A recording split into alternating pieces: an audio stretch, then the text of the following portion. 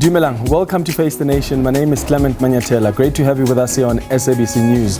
On the show tonight, what is the Madlanga Commission doing to ensure the safety of witnesses and people being implicated at the Commission? Earlier today, Weandre Pretorius, who was implicated, survived an assassination attempt. He was shot 16 times. The Commission has expressed concern. Jeremy Michaels, who speaks on behalf of the Commission, joins us tonight. Also on the show, why are opposition parties in the city of Cape Town against the Metro spending over 100 million rand on building this security wall along a 9-kilometer stretch of the N2 highway? The city says this is to ensure safety along the route, but opposition parties say the money could be effectively spent addressing the root causes of crime. We speak to the ANC. And then later, how urgent is Nelson Mandela Bay responding to the impending water infrastructure collapse in the metro? We speak to Joseph Tsatsire, who is the Executive Director for Infrastructure and Engineering at Nelson Mandela Bay. But first, the comment.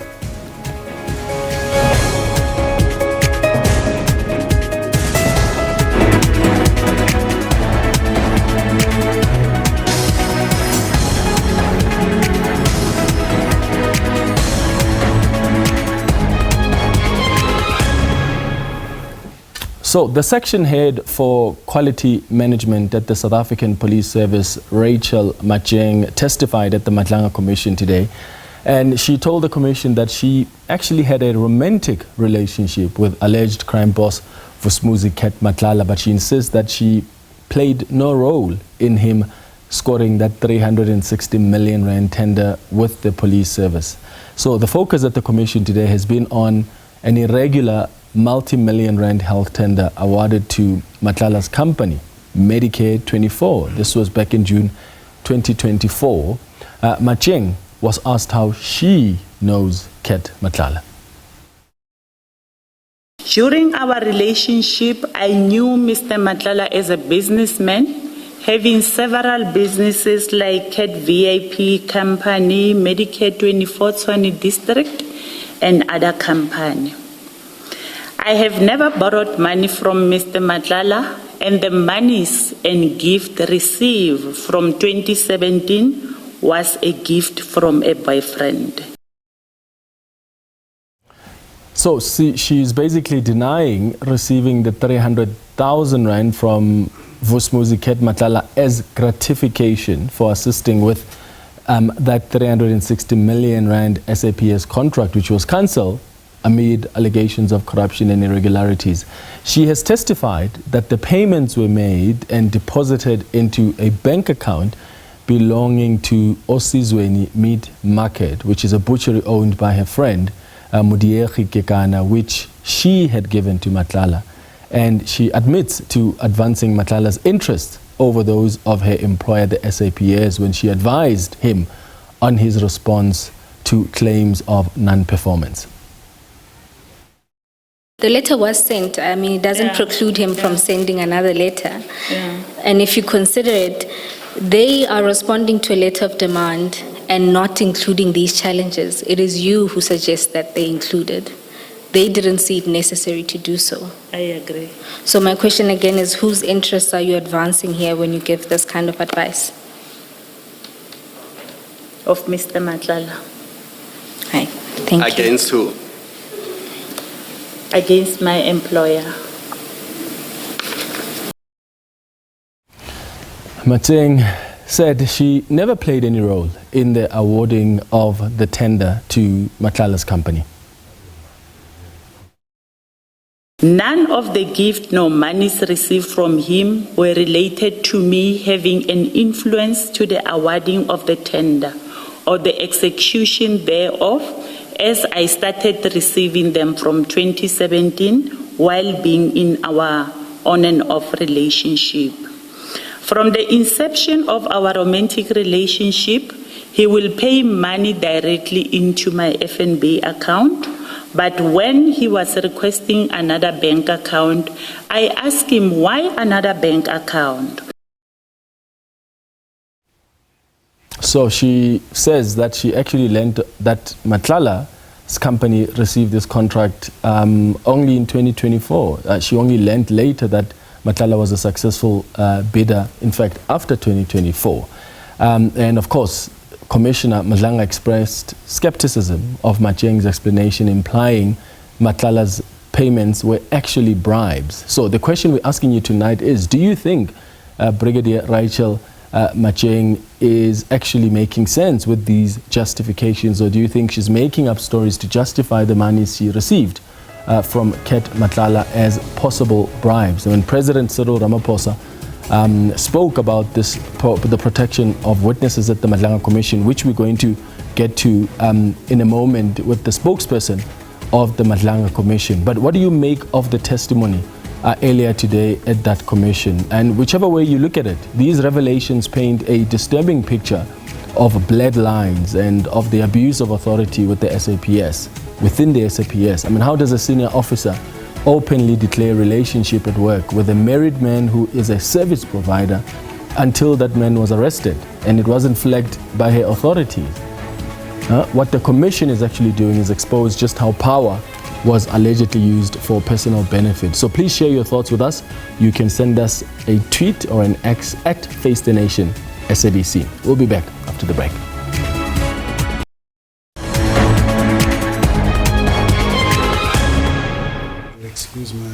Welcome back. President Cyril Ramaphosa has called for stronger protection of witnesses at the Madlanga Commission. This follows the attempted hit on Wiandre Pretorius earlier today, who was implicated at the Madlanga Commission of Inquiry by Witness D for his involvement in the alleged torturing and killing of a man by Ekurhuleni Metro police officers. Last year, Witness D, you'll remember, Marius van der Merwe, was murdered after his testimony at the commission. Jeremy Michaels is the Madlanga Commission spokesperson and joins us now in studio. Jeremy, thank you for making time. Good evening.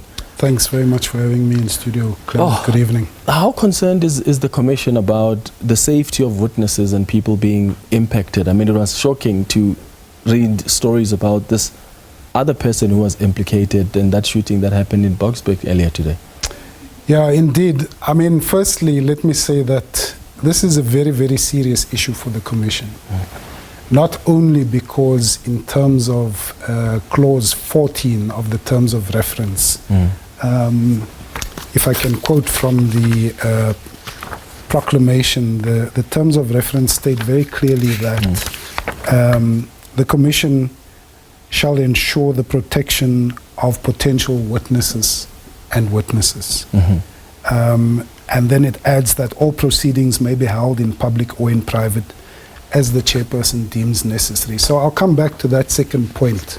But I think it's very important for us to understand, one, that the Commission takes this very seriously, and two, it is a very sensitive issue. It's serious, as you've said, because if anyone doubted the danger involved in the Commission, that would have been put to bed on the 5th of December last year, when Marius van der Merwe, who was known to the country as, to South Africans as Witness D, when he was brutally assassinated in front of his wife and his two very young kids on the 5th of December. Now, I'm also saying that aside from it being a deadly serious issue, it's also very sensitive because by its very nature, this commission is dangerous. We are dealing, and when you look at the name of the commission, we are charged with inquiring into, investigating criminality, corruption, and political interference in the criminal justice system. And the law enforcement agencies, as we have seen from the testimony, particularly during the course of last year and over the last almost 2 weeks now since we resumed last Monday, the testimony that is coming out and what is being aired very publicly before the entire nation is criminality in our law enforcement agencies, and law enforcement agencies that South Africans should be able to trust.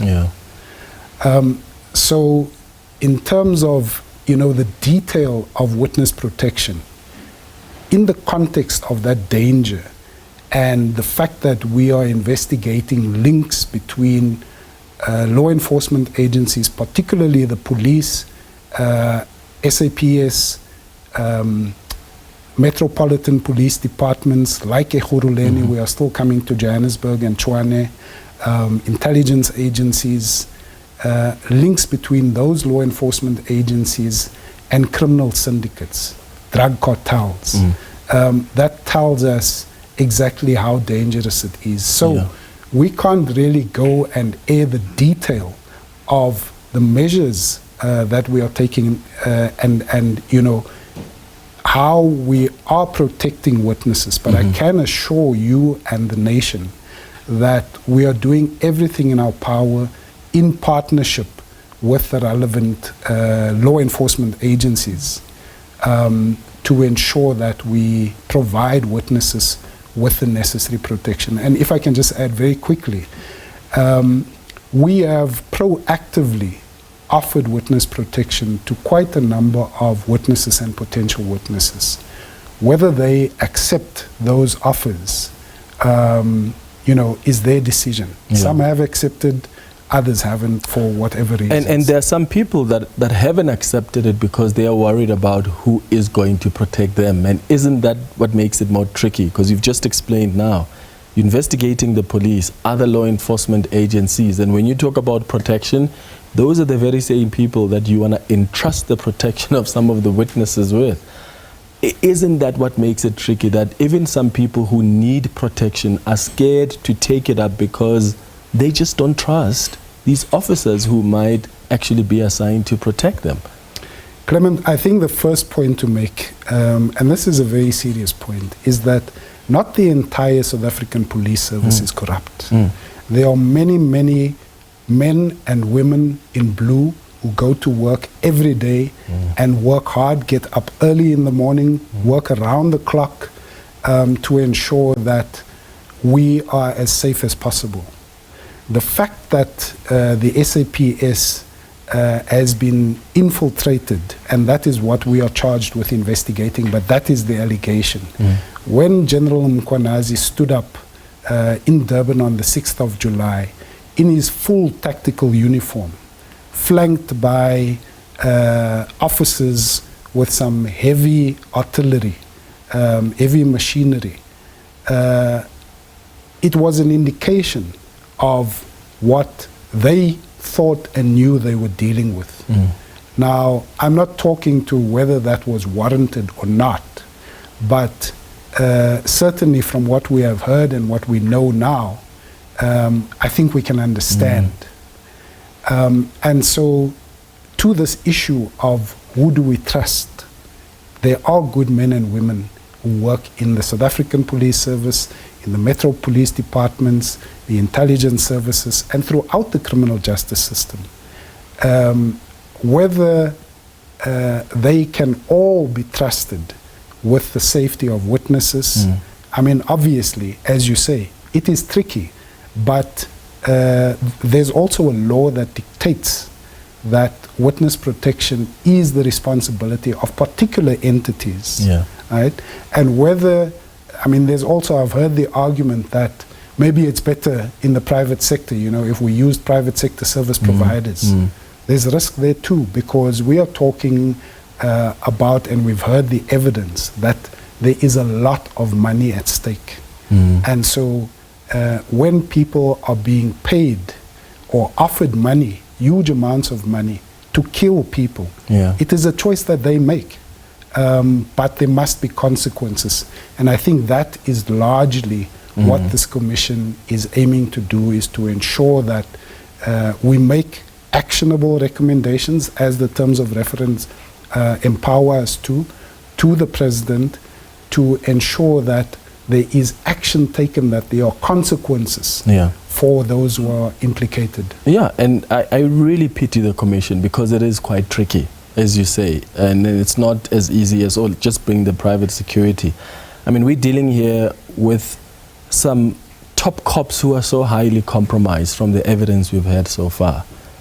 We are dealing with people that are in prison that are so connected to heads of organized crimes, who are connected to heads of the hawks in some of the provinces, and it's very shocking to realize the extent of the rod. So if I was a witness at the commission, I would want to know, okay, who protects me, and how do I know this is a good cop and this is not a good cop?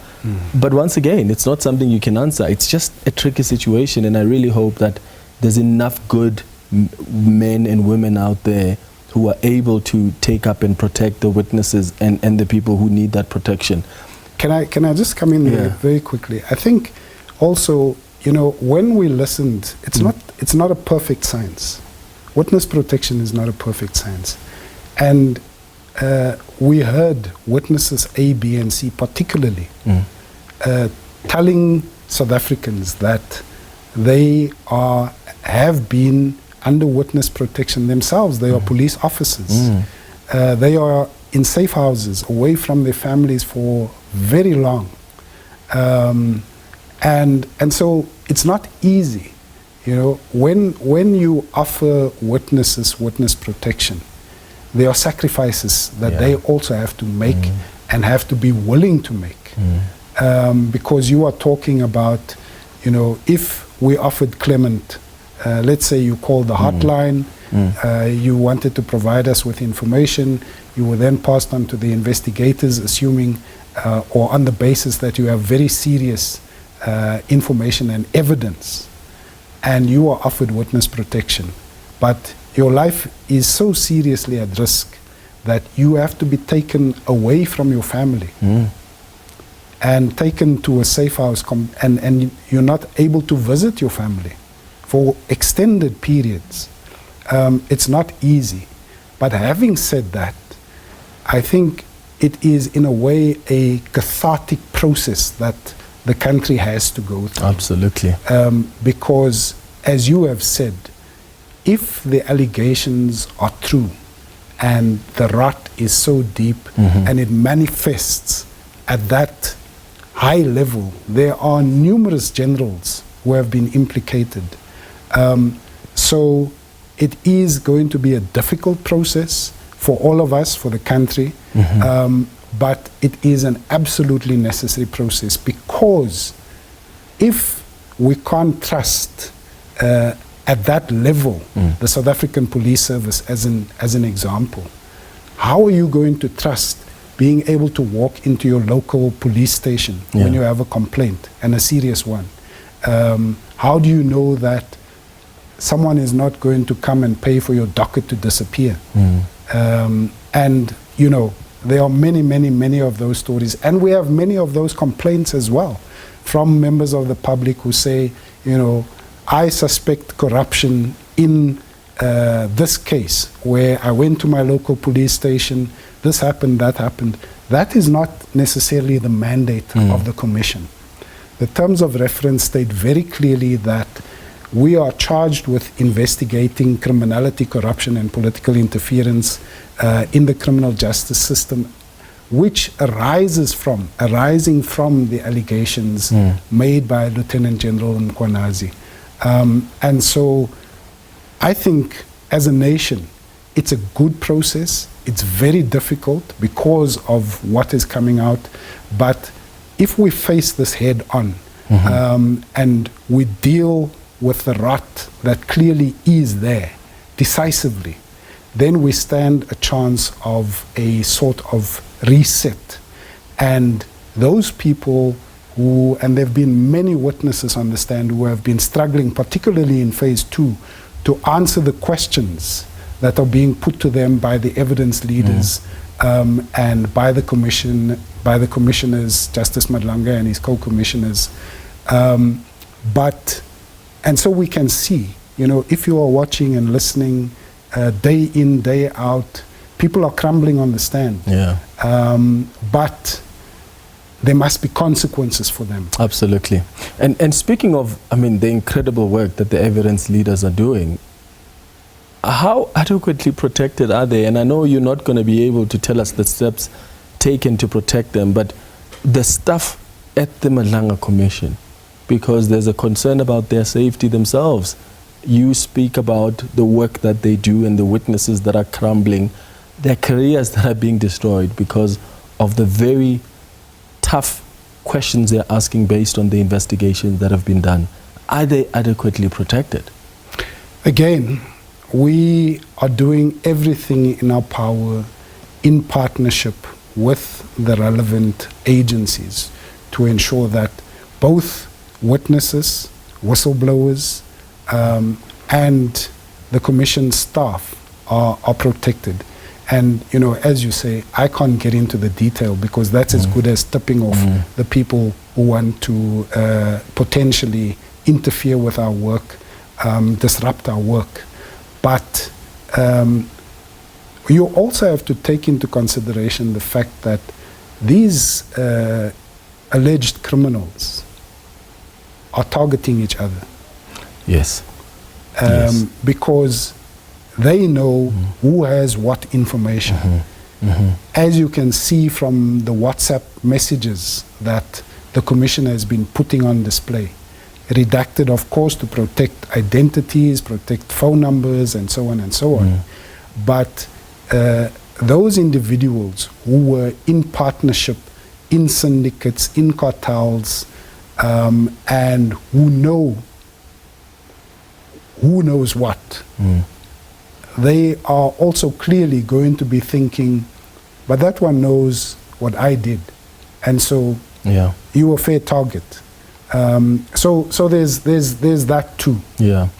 How does this issue of safety and some of these witnesses or people implicated being targeted, how does that affect the work of the Commission? Because I imagine that there are some witnesses out there who may not be comfortable now to come forward because they are worried if they are going to be next. Now, interestingly, we actually observed the opposite. And I'm not dismissing the possibility that there are quite a number of people, and of course we know that there are, who fear for their safety and who have been thinking long and hard about whether they actually want to take that next step. There is provision for in-camera. And last year, out of the 45 days of hearings, only one of those was in camera, fully in camera, out of the sight of the public. Then remember that there is the hybrid where witnesses are not seen but can be heard. And we also have the option, which we used last year, to disguise the voices of witnesses who are, you know, appearing off camera. But I was saying that we actually saw quite a number of people coming forward after Marius van der Merwe was assassinated. And there's a lot to come still. How much time do you still have if there's still a lot to come? Because you're working against time.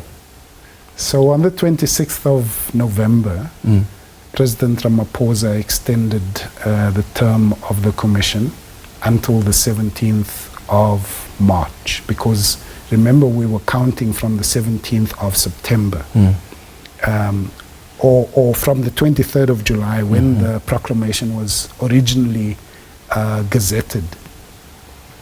But we now have until the 17th of March, and clearly there is going to have to be a serious conversation between Justice Madlanga and the President about how much more time is required, because for now it is set, we have to finish our work by the 17th of March, but there will have to be a conversation because there's a very long list of witnesses, one who were implicated, and so they have to be given a fair chance to come and tell their side of the story, and of course to answer to the allegations, the very serious allegations against them in many cases.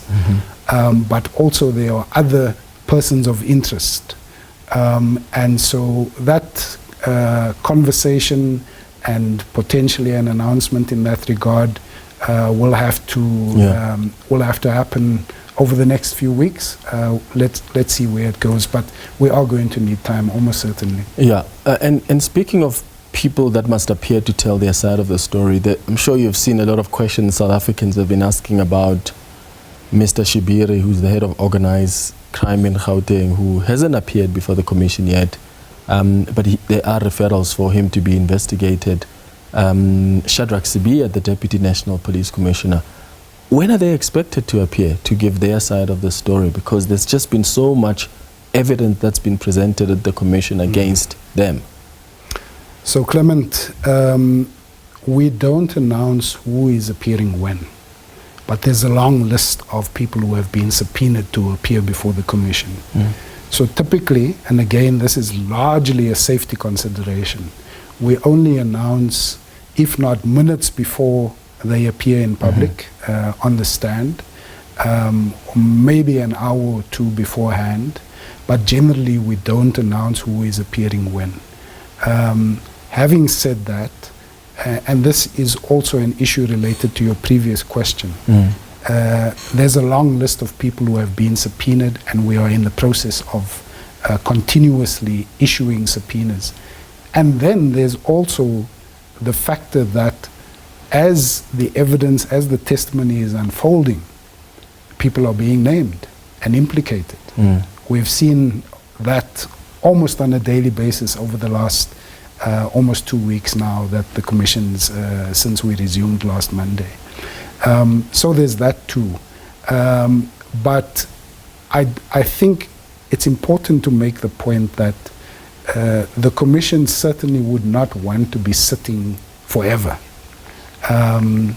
We want to have a realistic deadline and work towards that and make sure, because the terms of reference also confer on us the power to refer for further investigation, for prosecution, which was done in the interim report, etc., etc. Yes. Okay, before we wrap up, I want to ask about Mr. Karim, who tried to approach the court to block his testimony or him being subpoenaed to appear before the commission. I mean, that is an attempt to try and not appear before the commission. He lost that case. Is he expected tomorrow to appear? Yes. So Mr. Suleiman Karim had launched this application in the Johannesburg, in the Gauteng High Court, the South Gauteng High Court in Johannesburg. And we had argued, Justice Madlanga makes clear in his affidavit his view that it's an abuse of process. It was an abuse of process. And he launched an urgent application, which, as you say, was dismissed because he had so much time, and that is what the judgment says, from last year when he was first notified and then subpoenaed to bring an application to court, but he left it for the last minute. And our view is that he was trying to avoid testifying. So he's under subpoena. He will have to appear before the commission tomorrow. At the same time, we are wrapping up the testimony of Brigadier Macheng, who is on the stand still. So we reconvene tomorrow morning at 9:30, and we should see both of them in the witness box tomorrow. Has he confirmed if he's going to come? He doesn't have a choice. And if he doesn't, that is, of course, contempt. It is, absolutely. And we will deal with it accordingly. Jeremy Michaels, thank you so much for making time for us. Thank you. Now, here's a recap of the question we've been asking you tonight about what transpired at the Madlanga Commission today. What do you make of the testimony of Rachel Macheng? Do you think that she has been telling the truth? Or do you think that what she has come up with, these stories around the relationship with Kat Matlala, are just a justification and trying to find explanations for the monies that she has received? Some of your thoughts have come through via Twitter. Dennis says her bank statements will tell a different story if probed. She should be the first to be shown the SAPS exit door, followed by General Shadrack Sibia and Julius Mkonazi. Sidwell says Brigadier Macheng is lying under oath and she can't be bold to announce her relationship with a married man on national TV. We're being fooled big time. Bulelo says Brigadier Macheng is not a credible witness. There was no romantic relationship between him and Matlala. Her justification of money she received does not make sense. She is a liar. Thank you so much for your tweets. Keep them coming at Face the Nation SABC. We'll be back after the break.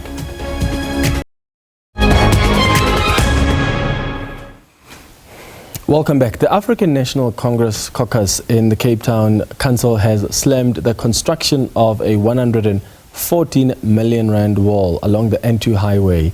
Cape Town Mayor Jordan Hill-Lewis says the project, known as End-to-Edge Safety, is aimed at protecting commuters. However, opposition parties are accusing the city of building the barrier not just for safety, but as an attempt to hide poverty from tourists that are coming into the city. Ndithini Tyhido is the ANC Cape Town caucus leader and joins us now on the line. Ndithini, thank you so much for making time. Good evening. Good evening, Clement. Good evening to your viewers as well, my brother. Why are you against, as the ANC, the construction of the security wall along the N2 highway? The African National Congress is against the misappropriation of public funds by the Democratic Alliance in the city of Cape Town. And sadly, the ANC has got news that yesterday or a day we've lost a councillor in Crossroads. Crossroads being one of the areas in which the city of Cape Town proposes to put up a segregational wall, actually, to continue to perpetuate the tale of two cities, to continue to perpetuate the apartheid spatial planning. Clement, Cape Town has got a high violent crime at this time. And Cape Town does not need a wall. Cape Town needs a whole of society mobilization so that the municipality, as the nearest government to the people, a level of government to the people, uses whatever resources it's got to mobile or to make sure that it resources such mobilization. Clement, everybody in the country and in the world knows that when you touch down at the Cape Town International Airport, the first sight you see of Cape Town is poor, black, and colored women relieving themselves along the N2. That is before the mugging and the now mischievously used crime that is happening along the N2. What the DA is trying to hide is the poverty and the lack of servicing of the communities along the N2, particularly in the stretch they have identified. I mean, the administration is saying that this infrastructure is essential to protect commuters from criminal activity along that busy corridor. I mean, is that road not one of the city's most dangerous routes? Because my understanding is that it's a smash and grab hotspot. Now, you see, Clement, as the African National Congress, I want to make this point first, that the ANC sympathizes with all the victims of the muggings and the smash and grab that would have happened along the N2. But let's take the precinct identified for this wall claim. That is exactly where the highest murder rate in the Republic happening in the dwellings than on the road for the motorists. Mm-hmm. When you say you want to protect the motorists, you must also say, what are you planning to do with the residents of the areas that you plan to shove away? That's Nyanga for you, that's Kailita, that's Delft for you, that's all the Botted Quarry and all those. Like the issue here, Clement, is that the Democratic Alliance is trying to achieve what the apartheid failed to do. That is a complete segregation of poorer areas of Cape Town away from the CBD. Because all this activity happens 30 to 40 kilometers away from the central business district. Now, the issue is that, Clement, we do not, as an ANC, say that motorists do not deserve safety. That's not what we are saying. But we are saying the resident of the areas that the cordoning is going to be happening, they themselves require. Remember, there's Nyanga there, Clement.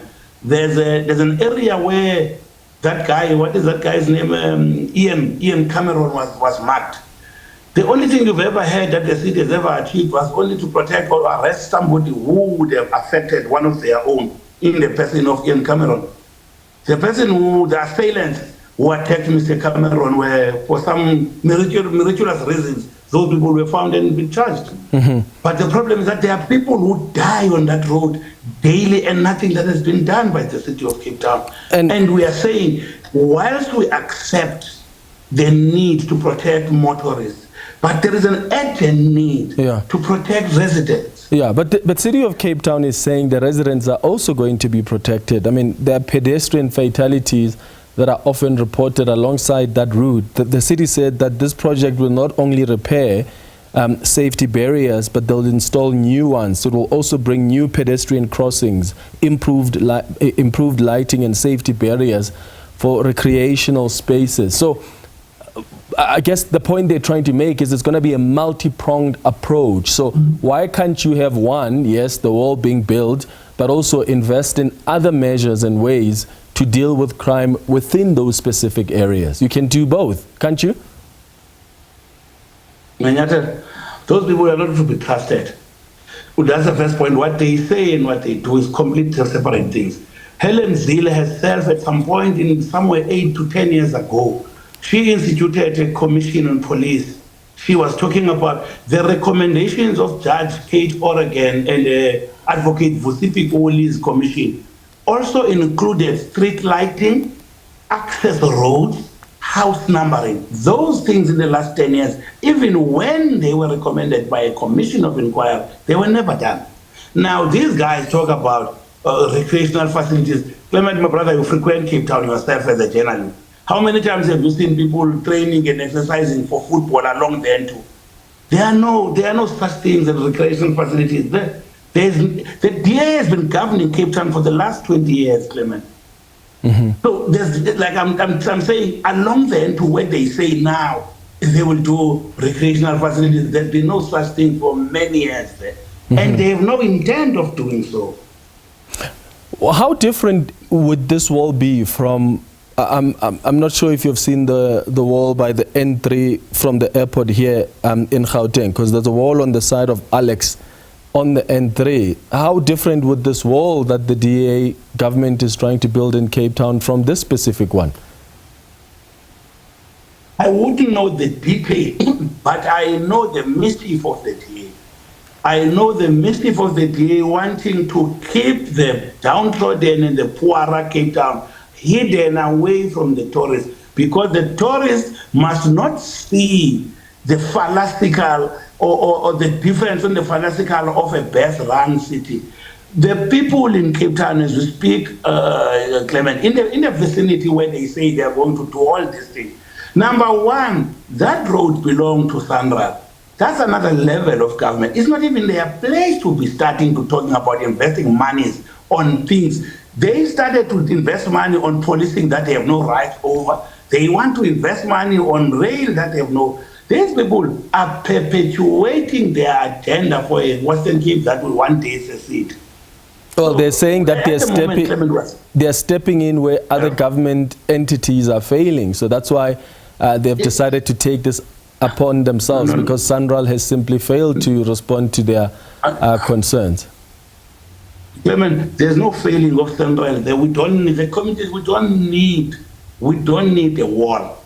We need a Bambanani. We need a whole of society mobilization. You see, as I speak here, Clement, I don't know if you remember, 25 October somewhere, I was attacked on the N2 after a meeting on extortion, and many people wanted to associate that with the meeting I was addressing. But the point I'm trying to make is that I also speak as somebody who experienced something on that road. But I also know that in the area where I was attacked, the community there, a young girl will have to go and relieve themselves in the space where my car was attacked. What do I do? Do I say, have a wall here so that I cannot be attacked, but the child next to it can go and relieve themselves along the N2? What are you suggesting the mayor must do now to deal with the issue of crime, but also the protection of motorists along that N2, that highway? The mayor of Cape Town must step up off his high horse, forcefully reverse the stubborn apartheid spatial planning patterns, which makes Cape Town difficult to develop for black and poorer and colored communities in Cape Town. The mayor must first accept that there was an issue of a Cape Town that was only created for whites, fully infrastructured, created for a minimal number of people, and a weapon to be white in the majority then. And that has not changed.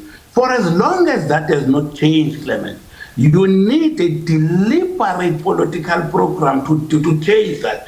And by the look of things, this mayor is not going to change that. Actually, this mayor is now even attempting to hide this poverty away from the glare of the world.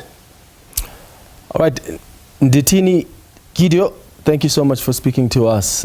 He is the ANC Cape Town caucus leader. We had also invited the city of Cape Town to join us. In fact, they were supposed to, but only pulled out later on because they had other engagements. But really appreciate your time, Ndithini. Let's move to this story now. Nelson Mandela Bay is once again facing growing concerns over water security. The municipality's aging water pipes, some more than 40 years old, have led to water losses of about 60% in the first half of the year 2025-2026 financial year. The metro is also using far more water than it can afford, with dams supplying the municipality that are drying up. Joseph Tsatsire is the Executive Director for Infrastructure and Engineering at the Nelson Mandela Bay Metro and join us now. Mr. Tsatsire, thank you so much for making time. Good evening. Good evening, Clement. Good evening to your listeners. Thank you for the opportunity. How extensive are these infrastructure issues that are now also affecting how water is dispatched in your metro? So, Clement, I think just like any other water utility in the country or in the world, the city has got issues with aging infrastructure, and obviously this contribute to water losses on a day-to-day basis. As part of what we do on a day-to-day basis is also to invest in the rehabilitation of our infrastructure. But I think as part of your introduction as well, we are losing quite a lot of water, as a result of aging infrastructure because, the pipes are susceptible to leaks. What are you doing about it? So there's quite a number of interventions that we are doing, Clement, for us to be able to, again, future-proof the city from, climatic hazards, as well as, aging infrastructure. One, there's quite a number of infrastructure investment that has happened in the past 8 years for us to be able to create new additional resources to augment, on our current water footprint. And secondly, we are actually investing in our operational efficiencies for us to be able to respond to leaks, on a day-to-day basis, because they're going to happen, by its nature. But we are also investing, infrastructure rehabilitation, ensuring that on a year-to-year basis, we are investing in pipe replacement and quite other, water demand management initiatives that will actually reduce, our water demand on a day-to-day basis. I mean, of course, normally the metros complain that they don't have enough money for infrastructure maintenance. What's the financial situation like in the Nelson Mandela Bay Metro in as far as budgeting for infrastructure maintenance is concerned? And I'm asking that question because there have been reports that there is a significant amount of municipal funds that have been returned to Treasury rather than being used for infrastructure upgrades. That wouldn't make sense, would it? Yeah, I think you are very correct. Obviously, from a funding perspective, municipalities have got competing needs, and there is social infrastructure that we need to invest in.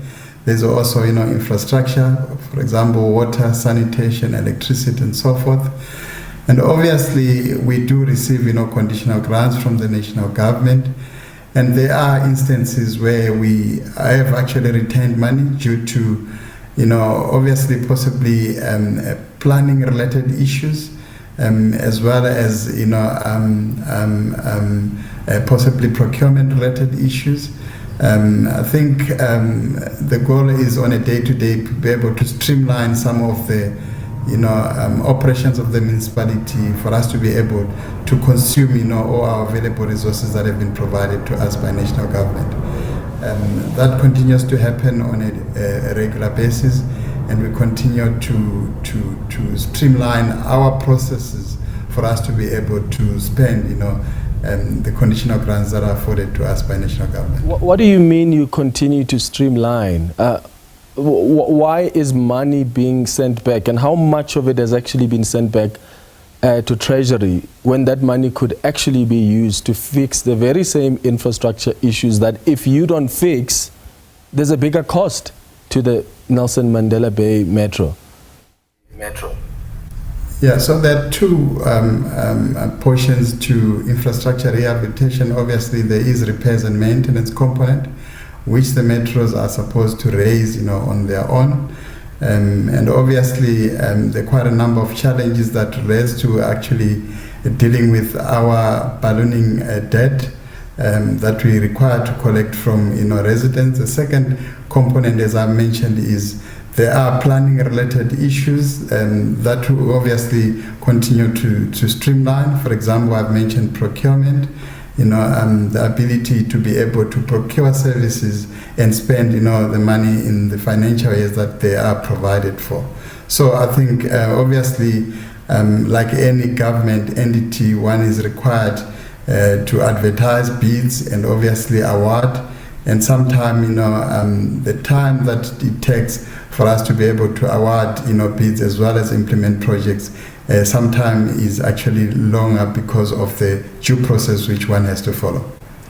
All right, Joseph Tsatsire, Executive Director for Infrastructure and Engineering at the Nelson Mandela Bay Metro. Thank you so much for joining us this evening, and thanks to you for watching the Thursday edition of Face the Nation. We'll be back on Tuesday at 8 p.m. Have a good evening. Cheers.